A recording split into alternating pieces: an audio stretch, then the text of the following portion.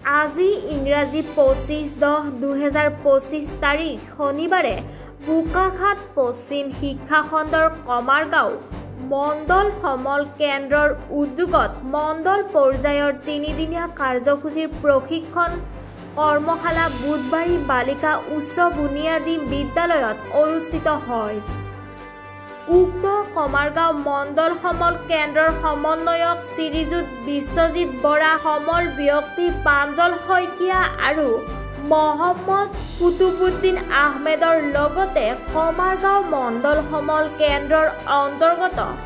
7খন প্ৰাথমিক আৰু উচ্চ প্ৰাথমিক বিদ্যালয়ৰ প্ৰধান শিক্ষকসকলৰ লগতে প্ৰতিখন বিদ্যালয়ৰ পৰিচালনা সমিতিৰ 4জনকৈ সদস্য কৰ্মশালাত উপস্থিত থাকে। কোনখিনি কথা চাব লাগিব আমি যে শৈক্ষিক দিশৰ উন্নয়ন,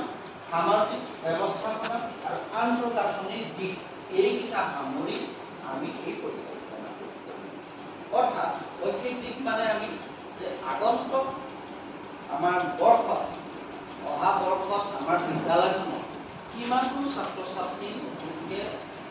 আমাৰ বিদ্যালয়খনলৈ আহিব তাৰ এটা